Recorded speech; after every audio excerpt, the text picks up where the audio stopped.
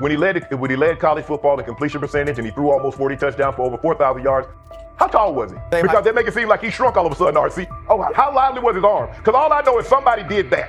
Somebody threw for over 4,000 yards, somebody threw for almost 40 touchdowns, and somebody led college football in completion percentage. Now, I'm trying to figure out, what I try to figure out all the time, Mel, is how a guy that hadn't played football in almost 5 months. Shannon Sharpe has publicly defended Shedeur Sanders and criticized those questioning him. Sanders has earned higher recognition and some fans are responding negatively. Although there's debate about whether he belongs on a second team list, Sharpe maintains that Sanders' career is clearly ascending. Reactions on social media are mixed. Some users are angry, others are surprised, and a few say they anticipated this result. The conversation remains active. When reports confirmed that Shedeur Sanders had been elevated from second team to near top tier status, Shannon Sharpe issued an emphatic response. He delivered a detailed rebuttal to critics, underscoring why Sanders deserved the promotion and directly challenging those who doubted the decision. I don't think that he was underprepared during these meetings. I don't believe any of these stories that he showed up arrogant and that he was bombing his interviews. I mean, you watch the film, he's on time, he's on point.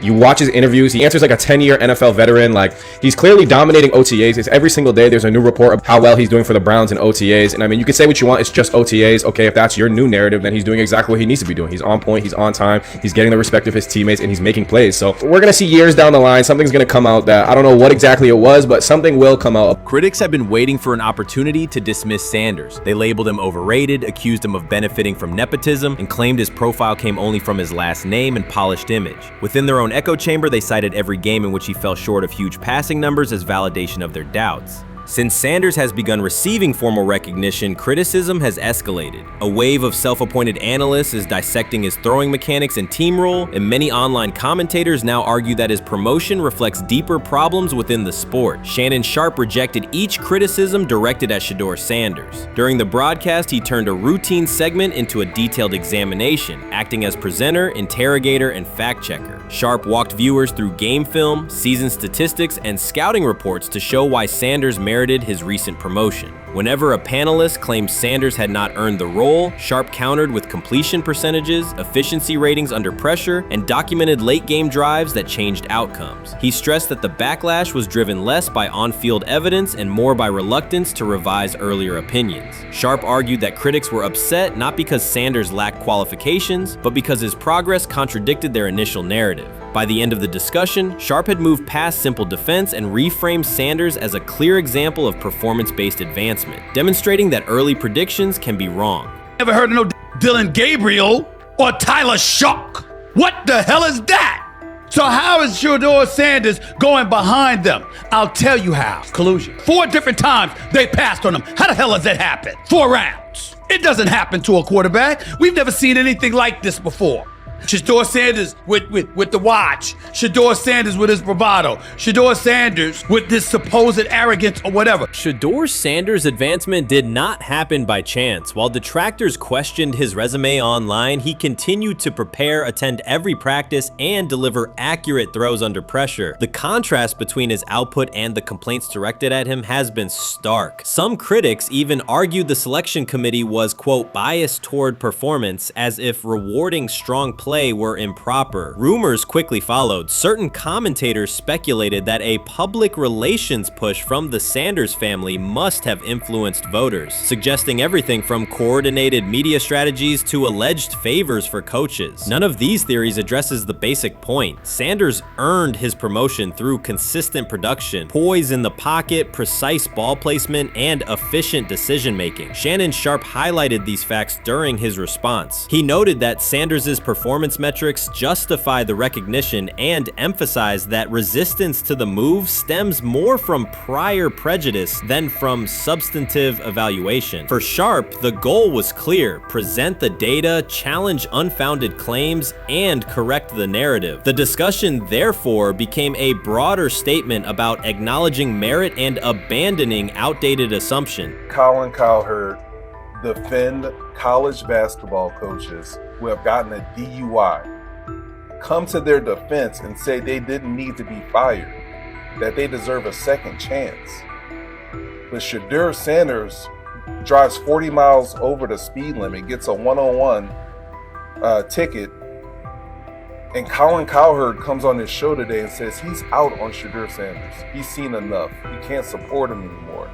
He can't be in the Shedeur Sanders camp.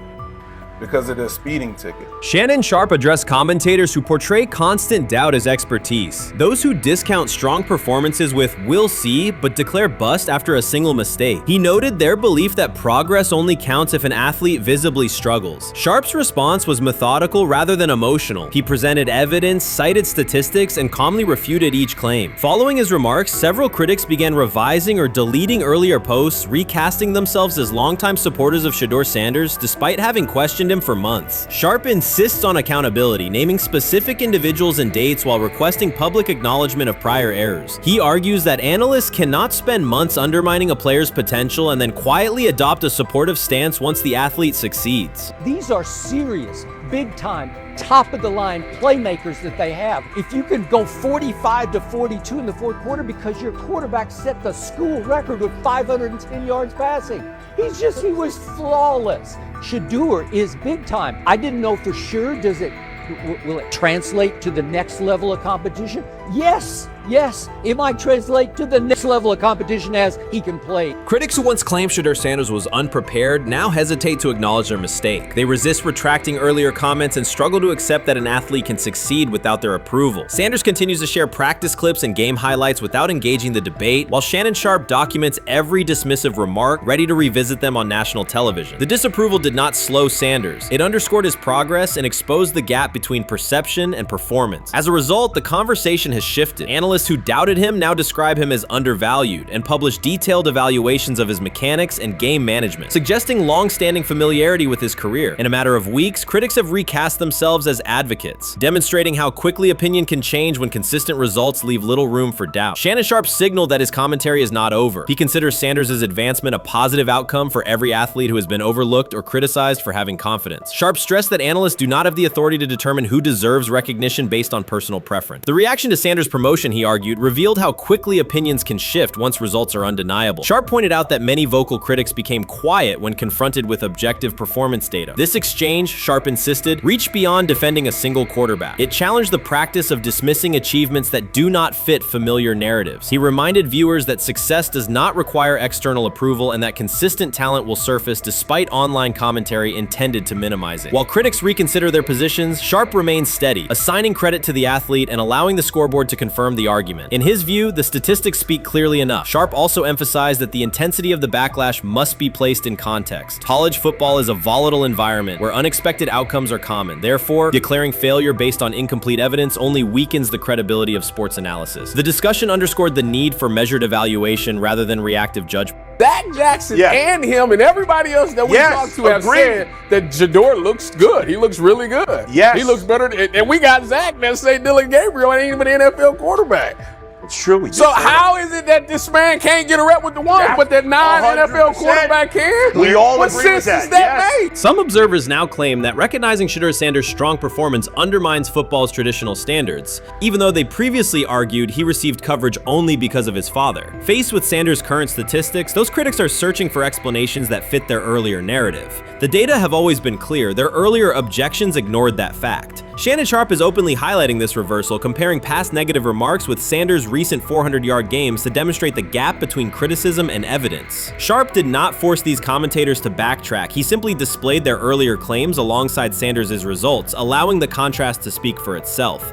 Sometime last week, and then, and I just tweeted that out again this morning, and then today, the Joe Flacco one got posted. So running through this, and then of course we'll still have Dylan will be next, and then Shedeur will come last. As training camp nears, Mary Kay Cabot is providing straightforward analysis of the Cleveland Browns quarterback competition. The starter has not been named, but she has moved away from her earlier skepticism of Shedeur Sanders and now acknowledges his talent and potential. Cabot explained that if Joe Flacco is chosen to start week 1, it will mean he is the most prepared to play immediately. This approach would also give younger quarterbacks such as Kenny Pickett time to adjust, refine their skills, fundamentals and maximize their potential while Flacco handles the early workload. She added that a Flacco start would not prevent Sanders from earning the position later in the season. The depth chart remains flexible, and Sanders' continued development could put him in line for an opportunity as circumstances evolve. Cabot also noted that Pickett could win the job for week 1, but he must demonstrate he can integrate smoothly with the offense and perform reliably under pressure. The Browns want a leader who can control the huddle, execute plays efficiently, and maintain composure. Pickett's performances in upcoming practices and preseason games will be critical in determining whether he secures the starting role or Sanders ultimately takes the reins as the season progresses. Things like that. It doesn't mean that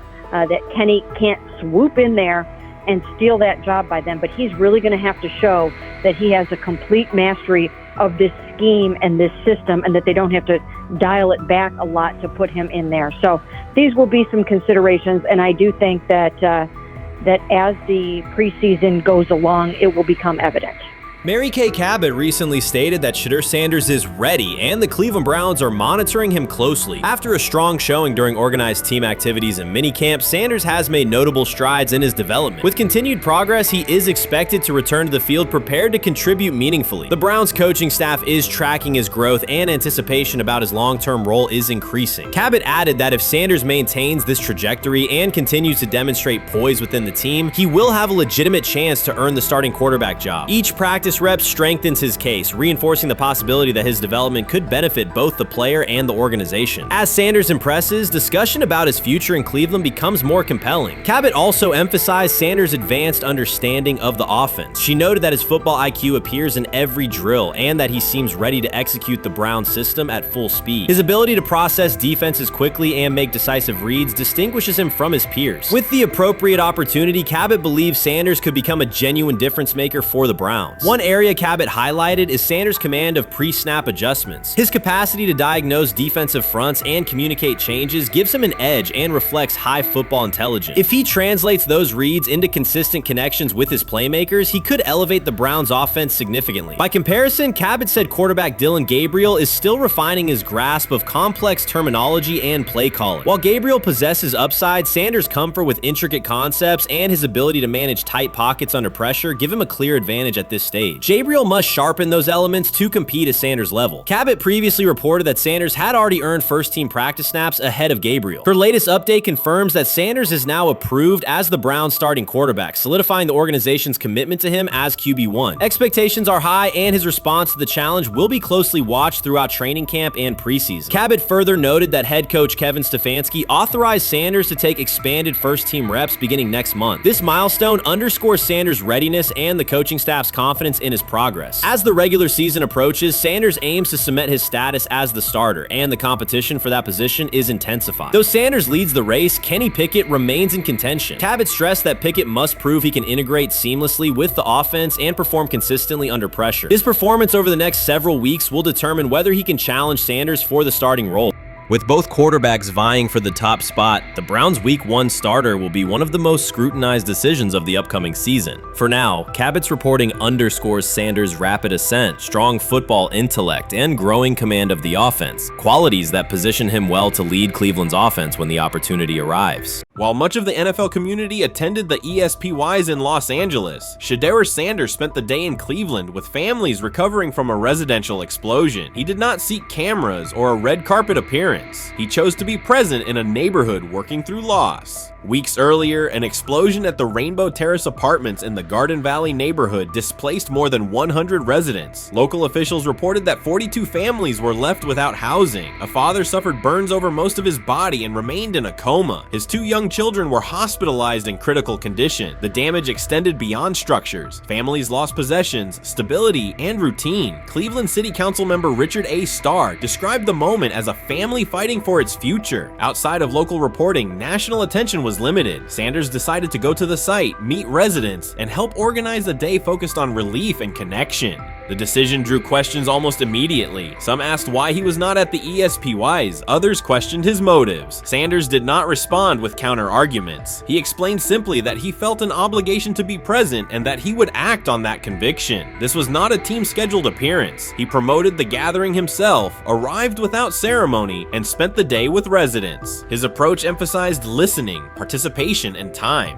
The event, which he called the Garden Valley Fun Fest, brought a large turnout over several hours. The purpose was straightforward: create space for families to reconnect and for children to play, even as recovery work continued. Sanders threw passes with kids on the blacktop, joined in games, and spoke with parents and grandparents about what they were facing next. He moved through the apartment complex and common areas with minimal staff support. Browns defensive lineman Michael Hall Jr. attended and interacted with residents as well. There were no speeches or staged moments. The focus remained on residents and their needs. Questions about visibility persisted as photos and short clips circulated online. Some criticism framed the visit as a substitute for a higher profile appearance in Los Angeles. Sanders kept to the same message. The priority was to support a neighborhood coping with displacement and uncertainty. He did not present the choice as a protest of any event. He presented it as the correct use of his day. When local media asked about his intent, Sanders said his goal was to provide families with a day of enjoyment and a reminder of community. He added that financial support can help, but that showing up in person also matters. Standing with people, listening to them directly, and offering time. The statement matched the structure of the day. He stayed on site, remained accessible, and left the focus on residents rather than on himself. The timeline mattered to him as training camp approached. Sanders did not connect the visit to his role on the depth chart or his draft position. He kept references to football confined to preparation, learning the playbook, protections, cadence, and timing, seeking guidance from veterans, including Joe Flacco, and staying ready for opportunities when they come. He has repeated that he has time to grow and intends to use it to learn the system and earn trust. The visit did not alter those priorities. He returned to his regular schedule the next day.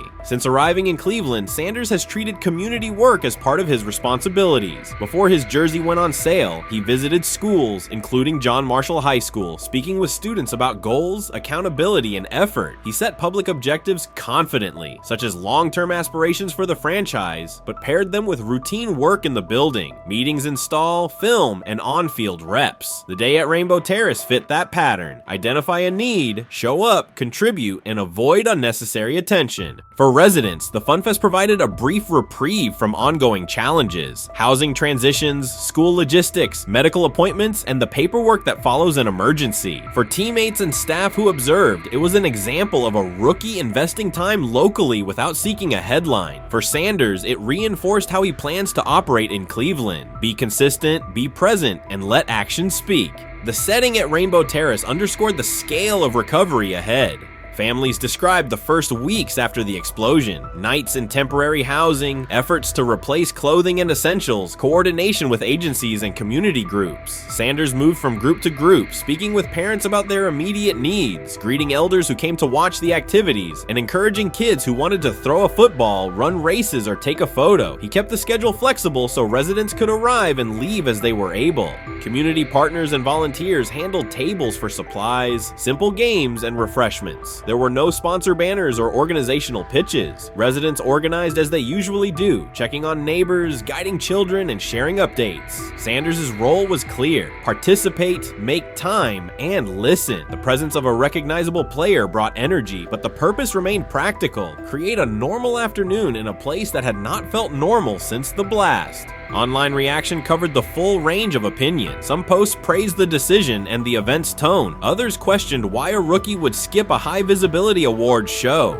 Sanders did not try to manage that conversation. He maintained the same explanation. He chose to spend the day where he believed he could be useful, and then he returned to his football schedule. The approach was consistent with how he addresses other topics: answer directly and move on to the next task. The same measured approach appears in his preparation for camp. Sanders has not asked for public guarantees about reps. He has focused on install recall, cadence, and protection IDs, route timing, and situational work. He has sought input from veterans, thanked teammates who have provided guidance, and spent time with receivers and linemen to align on communication. Coaches have emphasized that the quarterback competition is a process, and Sanders has accepted that framework. His emphasis remains on readiness. None of this overshadows the experience and resumes of other players on the roster. It does provide a clearer picture of how Sanders operates as a professional. He separates off-field actions from promotional efforts. He keeps football preparation focused on what he can control. He communicates with teammates across position groups so that timing and expectations are shared. He does not try to steer attention in his favor. He tries to make steady progress. The day in Garden Valley was one example. He arrived without a speech, stayed for hours, and left without an announcement. He did not ask for recognition, he offered time. Residents responded in kind, kids lined up for catches and races. Parents and grandparents asked about camp and wished him well, and neighbors coordinated rides and schedules around the event. The atmosphere felt like a neighborhood gathering, not a media production. Local leaders who were present or who spoke later emphasized that recovery will take months. Families will continue to navigate housing, healthcare, and daily logistics. Events like the Fun Fest do not resolve those issues, but they help sustain community connections and morale. Sanders' contribution was to create a space for that to happen and to treat the day with the same seriousness he applies to practice. Plan, execute, and keep the focus where it belongs. As the preseason approaches, Sanders will continue to compete for opportunities on the field. He has said he will be prepared when called upon, and that he understands the importance of mastering details before focusing on outcomes. The organization will make decisions based on evaluation, and he will accept the results while continuing to improve.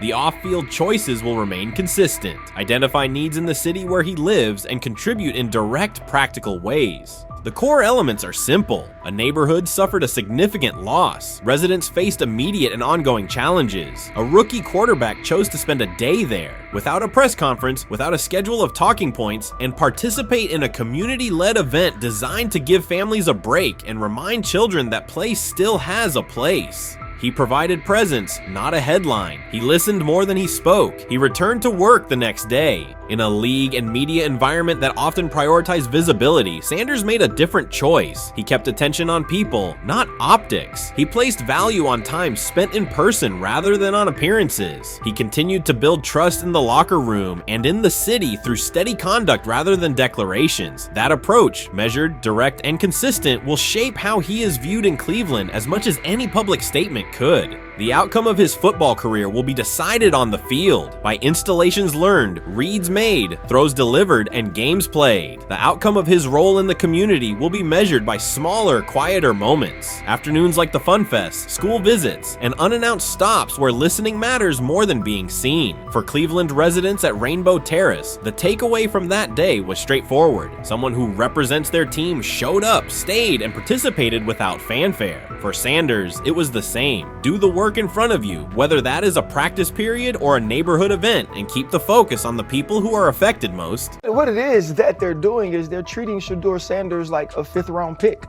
Right? We're not covering every 5th round pick in the NFL hoping that he gets an opportunity to be the starter on day one. We felt like, oh my goodness, they got a diamond in the rough. Shedeur Sanders fell to the 5th round. They felt like they evaluated him there, and that's where they picked him. And they're playing the guy that they picked in the 3rd round over him because they evaluate him at a higher level than what they do Shedeur Sanders. And I get it. The Cleveland Browns are once again creating problems of their own. Their latest misstep centers on Shedeur Sanders. Ryan Clark and Dan Orlovsky have both noted that Cleveland is repeating the same mistakes. The team spent valuable draft capital and is now undermining that investment. This reflects a persistent issue in the organization's decision-making. It's not just a football decision, it's a pattern of self-inflicted setbacks. Habits and some of the traits that we saw show up in college were very prevalent this past weekend against the Rams. Holding onto the football, catching the snap and not reading the defense, kind of evaluating what the defensive line is doing, and then trying to see if you can go make a play, and that's the concern. Okay, it's 1st and 10. They want a play-action double move at the bottom of the screen. The route doesn't win, and then the protection breaks down a little bit. You're taught as a young quarterback, protection breaks down, find the closest check down. It's right there, it's 1st and 10.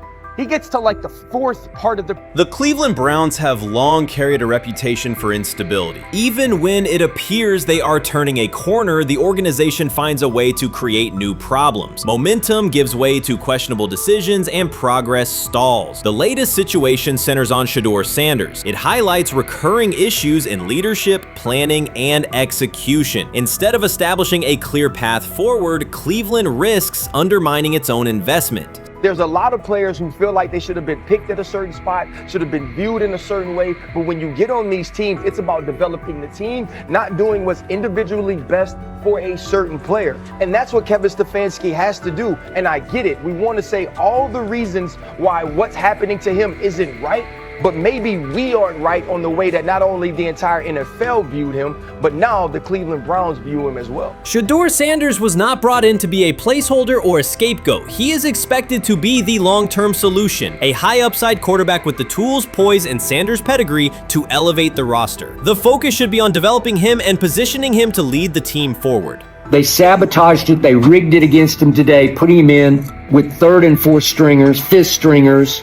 You got no shot at quarterback. They threw him in because they didn't want him to make any more splash and put any more heat on Stefanski. It's a desperate, dangerous situation in which he's got no shot, man. He's throwing to Sal freaking Cannella. What? But he got sacked 5 times because he's hanging on the ball trying to make a play, and nobody can separate. Then it comes down to a couple of minutes are left, and Shedeur tries to go on the field, and Stefanski puts Tyler Huntley in place of him. Excruciating to watch. Shedeur Sanders brings accuracy at all levels, steady leadership, and the kind of composure that comes from handling pressure. Fans were energized, and the league was paying attention. For once, Cleveland had a credible source of hope at quarterback, then the familiar pattern returned. Instead of committing to a clear development plan, first-team reps, stable direction, and a defined timeline, the Browns introduced uncertainty and slowed his progress. Rather than building around him and giving Shedeur a direct path to lead, they split priorities and sent mixed signals. The result is momentum stalled at the very point it should be accelerating. I also can't blame anybody who says, I don't necessarily trust this coaching staff to develop a quarterback or to evaluate the quarterback position. They've made some really oddball decisions at this position over the last several years, and I don't blame anybody for questioning, do these guys actually know what they're doing? I don't think that's unfair at all. The thing I would say is that they're desperate. They're very desperate. Like the entire organization is desperate. And if you really think they're going back to the coaches' offices and all getting around the table after session. This wasn't about scheme or play design. It was a pattern of mismanaging a young quarterback. From the start, the signs were clear. Shedeur Sanders arrived at camp without priority first-team reps or the confidence-building snaps a rookie need. Instead of a defined development plan, he was asked to compete from behind, treated like a depth option rather than a long-term starter. The message was, earn it later rather than build it now. When game action came, he was put on the field with limited preparation. Protection was inconsistent, and the play calling did little to ease his transition, more a stress test than a structured debut. The approach emphasized survival over progression, creating conditions where mistakes were likely and growth was harder to achieve. Analysts Ryan Clark and Dan Orlovsky highlighted the same points. The issues reflected organizational choices, not a shortfall in Sanders' ability. This was not a rookie collapsing under pressure. It was a franchise failing to provide the support, reps, and clarity required for a first-year quarterback to succeed. Shedeur moves slowly, kind of trying to see what's going on, and then that creates that sack fumble. So a lot of the stuff that we just saw in college is a big deal. This ball gets snapped at the 48-yard line. Defense has won the rep. Play is dead. Throw the ball away. It's first down. But instead we run and it's a 2.5, 3-yard loss. So instead of being 2nd and 10, we're 2nd and 13, we're dead. Again, here's the opportunity to throw the juke route. Hold, scramble. So some of those things that I was and others were concerned about on the college tape showed itself again. This is not the end of the world, though. This is part of his development. Cleveland managed to take a highly promising rookie and within weeks put him in a position where he looked unprepared. Ryan Clark called out the core issue. A first-year quarterback cannot succeed without protection, clear situations, and a controlled environment. Dan Orlovsky added that when a young quarterback isn't given structure, support, or coherent schemes, you're not evaluating ability, you're manufacturing failure. That's what happened to Shedeur Sanders. Browns fans weren't just disappointed with the results, they were alarmed by the process. This is a fan base familiar with quarterback missteps, yet even they recognize the pattern. A talented prospect subjected to poor planning and inconsistent guidance. After one preseason setback, the conversation shifted toward maybe Shedeur isn't ready instead of examining coaching, play design, and preparation. The reality is clear. The question isn't whether Sanders is ready, it's whether the Browns were prepared to develop and support him. Well, that would be a nice exit strategy because he would come up as doing Shedeur a favor. Like I mean, one's got to go, right?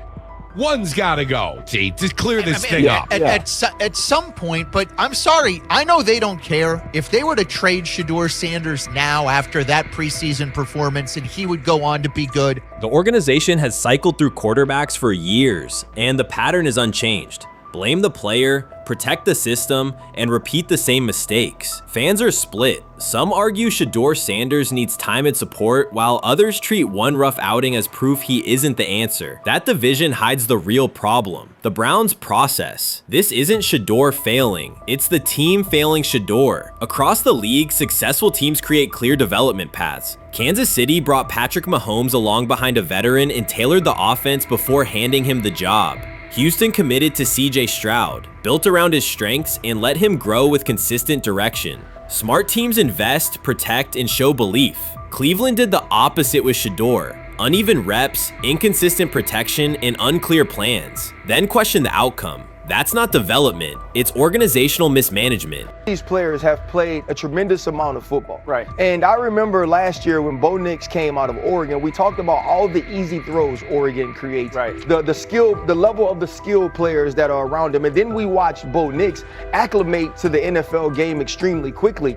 I see a lot of those same traits in Dillon Gabriel. He gets the football out of his hands. He takes the throw that's available to him. He plays on time. And part of whether or not you get an opportunity to get on the field is the people that you're competing against. And I don't mean this in any disrespectful way to Shedeur, because I'm not only a fan, it's somebody I want to see succeed. The Browns will likely present this as part of a deliberate development plan, tough standards, resilience building, and testing a rookie under pressure.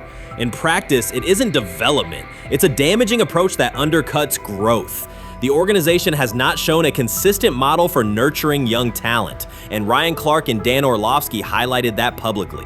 After Shedeur Sanders stumbled in a preseason game, the reaction was immediate. Headlines, polarized fan takes, and sweeping conclusions about his readiness. The front office offered little acknowledgement of the conditions he was placed in. Clark's point was direct. You do not evaluate a rookie by how he looks in a setup designed for failure. You evaluate him when he's properly supported. Orlovsky explained how poor coaching choices, protection, sequencing, and role clarity can quickly erode confidence and stall development. The issue was not Sanders' ability, it was Cleveland's process, which appeared disorganized and unprofessional for an NFL operation. He lied to us all when he said that this was going to be an open competition, a four-man open competition when it comes to the QB situation up there in Cleveland, in which, from the looks of it, all we've seen it be was a three-man race. The only people that has been getting reps in with the first team or with the veterans are Joe Flacco, Kenny Pickett, and Dillon Gabriel.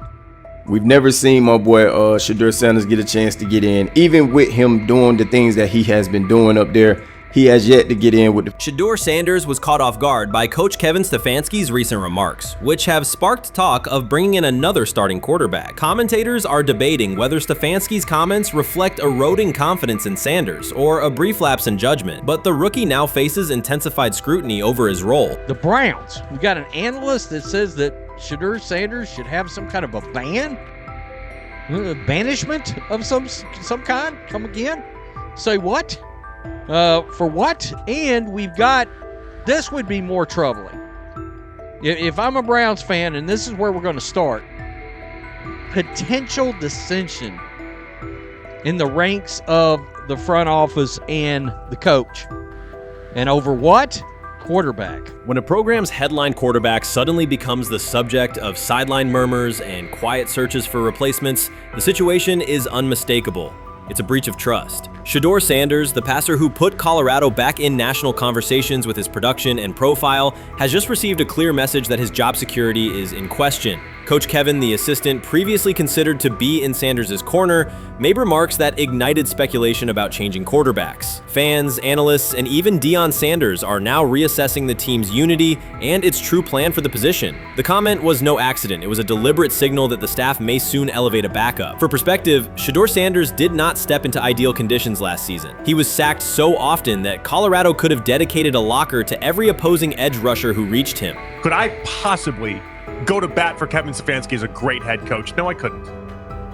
Could you go to bat against him, saying he's a horrible head coach? No, I can't. I think that's why we fall in the middle. I think that's why in a lot of these discussions, and that's why a lot of the rankings, you see him right now in that 15 to 20 range, somewhere in that middle pack of NFL head coaches. I've said earlier, Kevin Stefanski has already been given more head coaches than any coach I've ever seen in Cleveland. Starting with the decision to move on from Baker and him clearly still having another level to get to in Tampa. Last season, Shedeur Sanders often had to operate behind an offensive line that provided minimal protection, yet he still delivered precise throws and critical drives. At times, he seemed to be carrying a struggling roster almost on his own. Despite the constant pressure, he never complained, never threatened to transfer, and never acted entitled. He remained with Colorado because he trusted the program, trusted his father, and believed in the team's larger mission. That loyalty is why Coach Kevin Stefanski's recent statement that the quarterback competition is wide open struck so sharply. The remark implies that Sanders' starting role is insecure, as though the player who absorbed countless hits while holding the offense together is simply another name competing with walk-ons and first-year athletes who are still learning the cadence. This goes beyond ordinary coach language about fostering competition. It introduces genuine uncertainty about the staff's confidence in Sanders and invites speculation that Colorado is actively assessing outside options through the transfer portal. By characterizing the position as vacant, Stefanski has planted seeds of doubt that could quickly evolve into rumors and undermine the stability of the locker room. I'm sorry, but when it comes to quarterback, I'm gonna defer to my head coach, generally speaking, especially one with Stefanski's track record and how he's viewed across the league. So this is interesting because it tells you Kevin Stefanski's not a Shedeur Sanders guy. And it also tells us who made these picks. Exactly. The Cleveland Browns made a rather awkward decision in the NFL draft, opting to take quarterback Dillon Gabriel in the 3rd round, well before he was expected to fly off the board. Then 2 rounds later, the Browns took fellow quarterback Shedeur Sanders. So what exactly is going on? Discussion has begun about whether Colorado is actively evaluating another quarterback and preparing for life after Shedeur Sanders.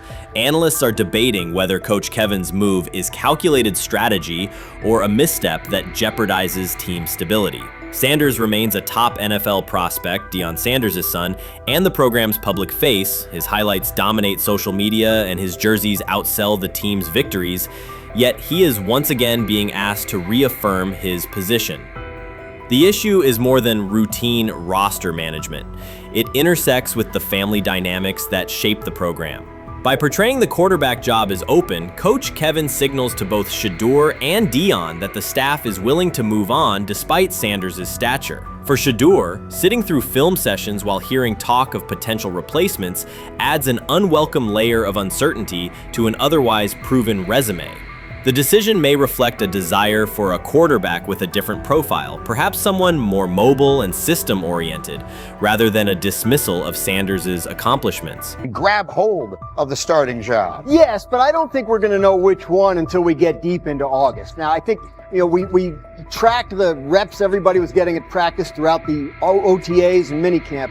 But when you talk to people there, they just want to make sure everybody got what they needed. And that, Kenny Pickett, we find out if he has the goods to be the starter. Joe Flacco, they back him off a little bit. He's 40. He may not need as much. The rookies, Shedeur Sanders and Dillon Gabriel, what do they need to learn to make the transition from the college game to the pro game? That's what the spring was about for the Browns quarterbacks. Now, Shedeur Sanders has moved from social media celebrity to on-field standout, and ESPN now lists him among its first-team candidates. Reactions are split. Some fans are impressed while others are skeptical. Whether this reflects Deion Sanders' long-term strategy or simply Shedeur's rapid development, the story is drawing widespread attention. Here's a look at what led to this moment. They never planned on taking him. The problem is, like Ocho Cinco said, you got somebody that has endeared himself to the locker room. And guess what? The difference between him and Tim Tebow, the biggest one, is he can play. He can throw the ball. Tim Tebow running around being an H-back. He can throw the ball. And he's done everything he needs to do. He ain't saying nothing. He ain't rocking the boat. He ain't mad about the reps. He ain't mad about none of that. All the people out there want to see is this, like Tyver said earlier.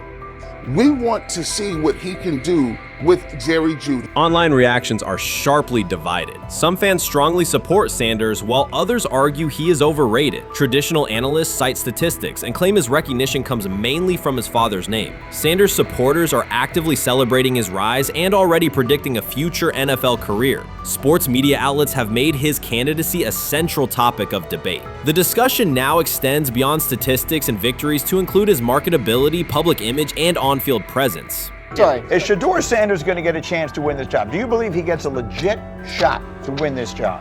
Listen, I think, first of all, the action's going to really start in training camp. Like, forget all the OTA stuff. You don't win a job in OTA. The real action starts in training camp. And just like Shedeur said, during the mini camp, when it's time to take your reps, you got to make the most of it. Because I think early on, there's going to be a lot.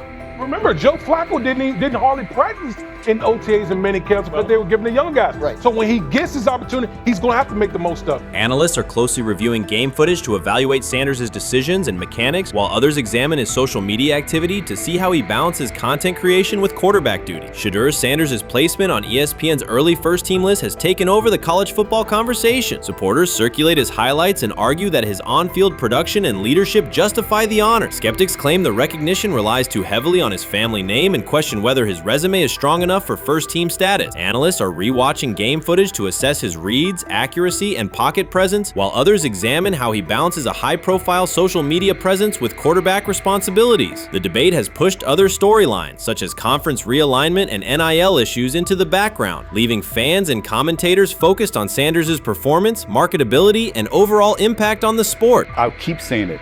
I believe Shedeur Sanders should play more games than any other quarterback on this roster this year, because he's the only guy that I look at and say they might have something here. Because I'm telling you right now, they left night one of the draft saying we are taking our quarterback next year. So it's on Shedeur or Dylan or Kenny, probably not Joe, to change their mind. To change their mind. But you got to find out. You've got to find out. Opinions differ on whether Sanders is benefiting from his family name or simply showing real progress, but the attention is undeniable. Social media is flooded with edited images elevating him to legendary status. Critics argue the first-team nod is driven by hype and marketability, while supporters point to his flashes of strong arm talent, field vision, and decision-making. Regardless of motive, the announcement has dominated the football news cycle and intensified debate over how much of his rise is performance-based versus media-driven. Highlight reels rarely show Sanders' turnovers, late-game mistakes, or inconsistent stretches. Being named to a first-team watch list suggests sustained dominance, something Sanders has displayed only in flashes. His selection appears driven as much by brand recognition and media appeal as by performance. ESPN's decision has intensified debate. Data-driven critics post statistics that question his resume, while passionate supporters predict awards and future NFL success. Commentators recall a time when first-team consideration required years of proven excellence. Yet many fans already see the announcement as confirmation that Sanders is on track for major college football honors. Shedeur Sanders has earned first-team reps when training camp commences later in July. I'm not saying like he's the first guy up when you do 11 on 11s day 1, 2, 3, 4, 5 at training camp. I'm not necessarily saying that, but he's the one quarterback that we didn't get a chance to see take reps with the ones. But I think Shedeur has a chance to make this conversation interesting if he gets those reps with the ones and he has the same success that he did with the 2s, the 3s, and the 4s. I have confidence he can show you something, but I got to see it. We all got to see it before we can actually judge that. Some believe Deion Sanders is already preparing for an award ceremony, while others are furious, threatening to protest ESPN's credibility over Shedeur's first-team mention. Critics argue that honoring Sanders without a full season of elite play undermines college football standards. Supporters insist his performance and profile justify the recognition. The debate reflects a broader clash between traditional merit-based evaluation and modern brand-driven visibility. In today's landscape, first-team consideration is no longer only about statistics. It also involves marketability and audience engagement. Whether welcomed or rejected, Sanders commands attention and embodies the sport's shift toward both performance and personal brand. I think, honestly, guys notice it more when you're out winning games, right? If Cleveland starts off in a bad start, they're not doing well, and all of a sudden Shedeur or Dylan Gabriel are doing well in 7-on-7. They're throwing dimes. In practice drills, the number one defense can't stop them. People take notice of that. And the more that the players see it, then the comments start happening over the lunch table. They start happening throughout the building, and that's when the pressure really will get severe. The Cleveland Browns were focused on resolving their quarterback situation until Jason Kelce made pointed comments that triggered a strong reaction from ownership. The response inside the organization was immediate and intense. What exactly did Kelce say that has the dog pound on edge and the front office under pressure? We seen that miserable game by the Cleveland Browns. So they throw Joe Flacco in there, and I like Joe Flacco. He did good, but they gave him the resource of all the first-team guys. Then they throw Dylan Gabriel in there with first teams and second teams. So Dylan always is getting protected. The same thing again, they gave this scrub max protection on every play. Yeah, he completed some passes, but let's talk about his mistakes. He's still inconsistent with his throws, but he at least had max protection. The Cleveland Browns continue to be defined by inconsistency and avoidable setbacks. Even as fans hoped the organization had turned a corner, Jason Kelce, fresh off retirement, offered a direct critique that reignited doubts about the team's direction. His remarks implied the franchise's structure and decision-making remain unstable and recent progress may not hold. The takeaway for leadership is straightforward. Identify core issues, align on a coherent plan, and execute with discipline. For supporters, it's another sign that the problems run deeper than a single season. They throw Shedeur Sanders in there with the lowest cab drivers you couldn't even get on 5th Street. And I'm pissed off, bro, because the play calling was abysmal. Look, even if you don't like Shedeur didn't even get a chance to be trash.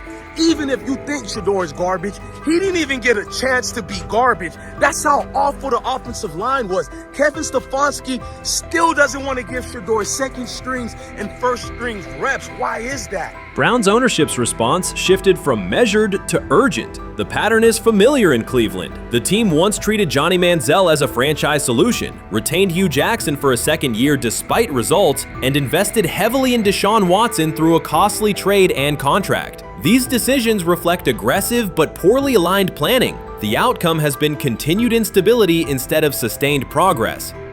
That this was the guy that they wanted to start. He's seasoned, he's experienced, he still has a big-time arm, even at his age, and they open with the Cincinnati Bengals. They wanted that experienced guy. He was always going to be the guy. They were not going to start Dylan Gabriel or Shedeur Sanders in week 1. Kenny Pickett had a hamstring injury. It makes it easy to go with Joe Flacco. And the question isn't and wasn't going to be who's the starter in Cleveland. The question is, who's going to be the backup in Cleveland? Who's going to be the number 2 quarterback when they open the season against these Bengals? Fans still show up season after season, expecting improvement and bracing for setbacks. The usual pattern has been early optimism followed by a gradual collapse. But last season was different. For a sustained stretch, the Browns looked organized and competitive, resembling a functioning team. Couple days, 3 days until roster cutdowns, how do you feel about that? Do you feel like you belong here on this team?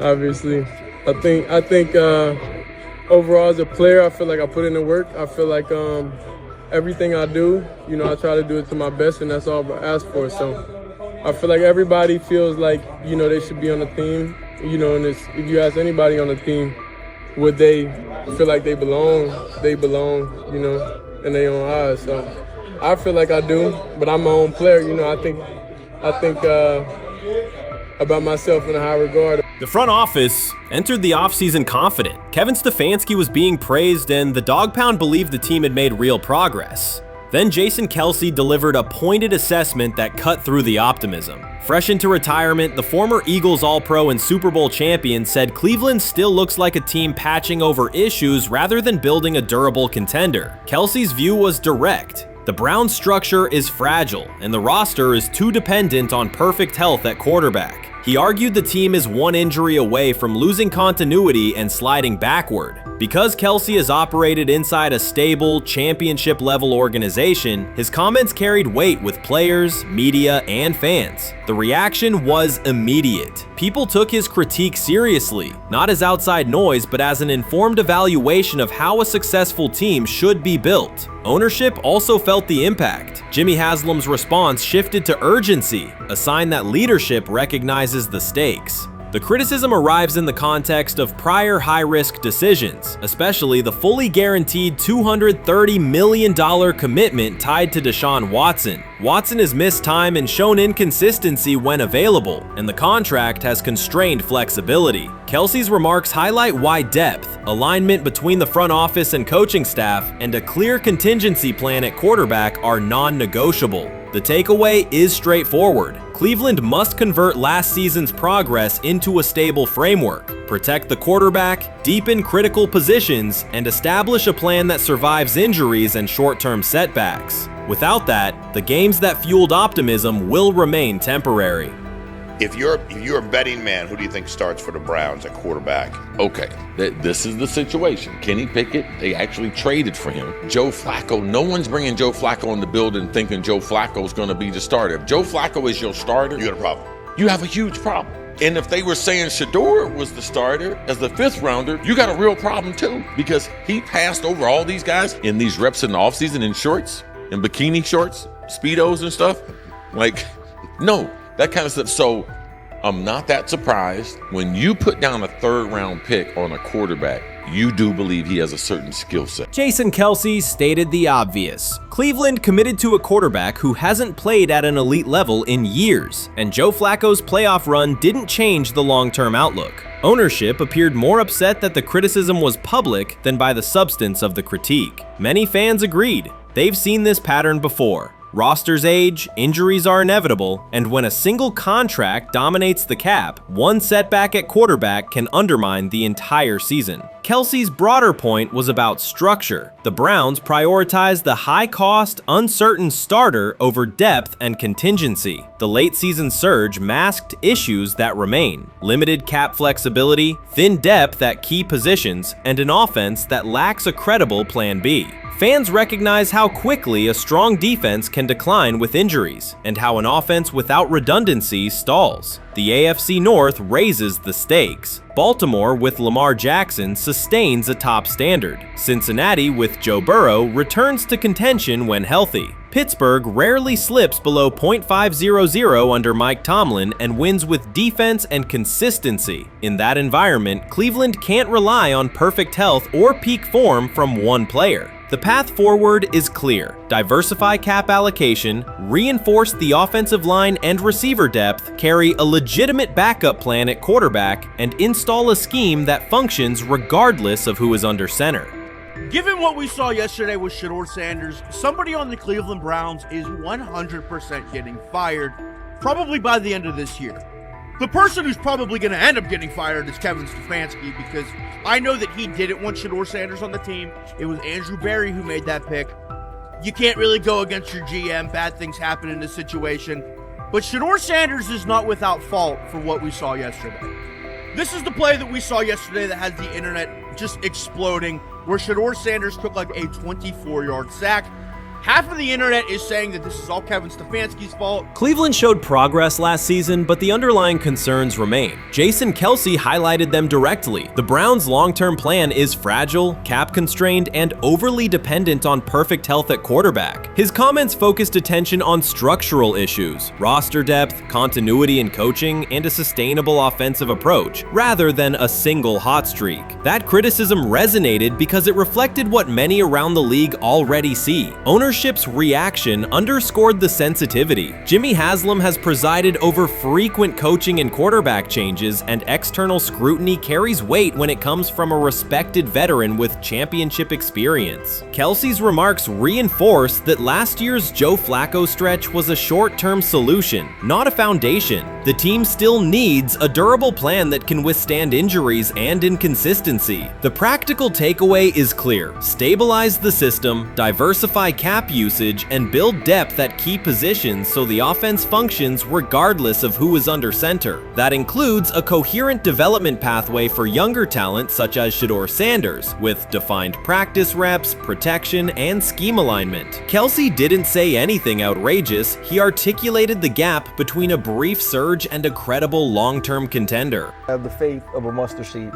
Right, because this is the greatest resurrection since Jesus the Christ. Right, like at some point, Joe Flacco was thinking about getting into TV. Yeah. Right, Joe Flacco didn't have a job, and then now you not only come back and start for the Cleveland Browns late in the 2023 season, but they came back around to you. You're now the day one starter for a franchise that just 2 years ago was in the playoffs. The Browns' quarterback situation remains unsettled. Deshaun Watson was expected to be the long-term answer, but injuries and inconsistent play have prevented him from reaching an elite level. When the team turned to Joe Flacco after Watson's season deteriorated, Flacco immediately lifted the offense and produced results that highlighted the gap between expectations and reality. That a 39-year-old late addition could outperform a $230 million starter was not just a short-term surprise, it raised fundamental questions about roster construction and evaluation. Quarterback depth has been fragile, and the late-season surge masked broader structural problems. Jason Kelce's remarks made that clear. Cleveland is vulnerable if the starter is unavailable, cap flexibility is limited, and the offensive plan lacks a stable contingency. His critique drew attention to leadership and planning as much as on-field performance. Jimmy Haslam's strong reaction reflects the pressure on ownership. The organization has promoted a message of stability and progress, but Kelce's assessment suggested those gains are not yet durable. The path forward requires a realistic approach to the cap, a credible backup plan at quarterback, and a system that holds up regardless of personnel. You first, when you take a look at both of these QBs, who had the most impressive start so far in the preseason? Well, to me, it was Shedeur. I didn't see any interceptions when he was out there. You see anything like that? I mean, don't get me wrong. I don't think Dillon Gabriel did a bad job. I was impressed with the brother, but I'm going to go with Shedeur. You know, the pressure was on him. The spotlight was on him. Stephen A. Smith didn't just call out Dillon Gabriel. He held him accountable and made him rethink his comments. The moment Dillon Gabriel spoke and went after Shedeur Sanders, it wasn't a minor slip. He crossed the line and stepped directly into Stephen A. Smith's wheelhouse. And Smith answered with a clear, direct response that left no room for misinterpretation. The comparisons were emanating from the media more so than anybody else. And that's what I think, that's exactly who I think he was directing his comments towards. Having said that, Dillon Gabriel, respectfully, it was stupid. A very dumb comment to make. First of all, let me tell you something right now. In every walk of life, far beyond the parameters of a football field. This wasn't casual sports commentary, it was a decisive critique. Dillon Gabriel's comments were taken apart by Stephen A. Smith with clear, direct points. Gabriel, a quarterback with solid stats but limited top-level achievements, chose to take a public shot at Shedeur Sanders. Shedeur, who has handled sustained media scrutiny and on-field expectations, became the target of an unnecessary criticism. Smith responded by challenging Gabriel's standing to make that claim, and by defending Sanders on the facts. The outcome was clear. Gabriel overreached, and Sanders didn't deserve the hit. Dan Orlovsky would sit up here in comparison to Shedeur Sanders, who did no such thing, and say, hey, thought he looked better. I thought, I mean, I got to give him the edge here. I thought it wasn't bad. A pick six and a fumble, and we can get over fumbles. Have you heard anybody say that? I know it's possible. Have you ever heard anybody say, we can get over? Stephen A. Smith responded immediately. As soon as Dillon Gabriel made his comments about Shedeur Sanders, Smith delivered a clear, point-by-point critique that drew national attention across the NCAA media cycle. Dillon Gabriel has a reputation as a good quarterback, not a dominant one. He can post strong numbers against opponents like Tulsa, but his performance has been inconsistent when the stakes in competition rise to playoff level. Well, those who produce get treated differently than those who don't.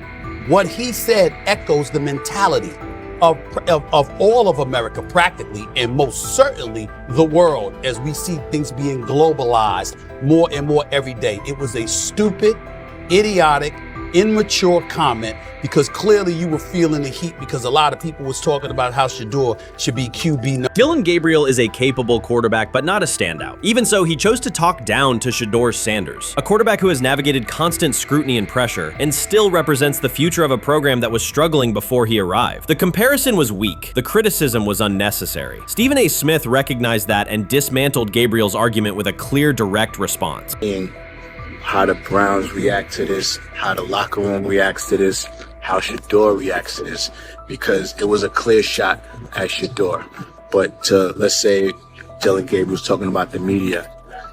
How could you be a brand new quarterback in the NFL and the first time you get behind a mic after your first game, you throw the media under the bus. That's arrogance. Stephen A. Smith excels in moments like this. When Dylan Gabriel made his remarks about Shedeur Sanders, Smith responded with a focused, direct critique. He questioned Gabriel's standing to make that claim, noting that Gabriel has transferred between programs and has not been a Heisman finalist. Without theatrics, Smith laid out why Gabriel's resume doesn't justify taking public shots at Sanders. Smith's point was clear. Targeting Shedeur Sanders, a quarterback central to his program's future and consistently under intense scrutiny, was misplaced. Gabriel's criticism lacked the substance to support it, and Smith methodically showed why. Today on his 42nd I want you to be meaner. birthday. That's number one. Number two, after the game, the Browns head coach Kevin Stefanski said there was a mix-up in the routes and that players were in the area that they shouldn't have been. Look at Stephen A's face. Look at Stephen A's face.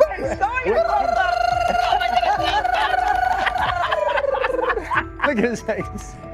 Stephen A. Oh my Lord. The strength of Stephen A. Smith's response was that he didn't just address Gabriel's remarks. He challenged the image around him. Dylan Gabriel often presents himself as an overlooked contender ready to surprise. But the reality is that his profile hasn't commanded broad attention. It's a clear reminder that not every opinion carries equal weight. In defending Shedeur Sanders, Stephen A. was direct and precise. Shedeur isn't just a quarterback. He is Deion Sanders' son, which subjects him to scrutiny far beyond anything Gabriel has faced. Even under that pressure, Shedeur has maintained his composure, shown confidence, and delivered in key moments that helped revive a program many had written off. Stupidity, all of it.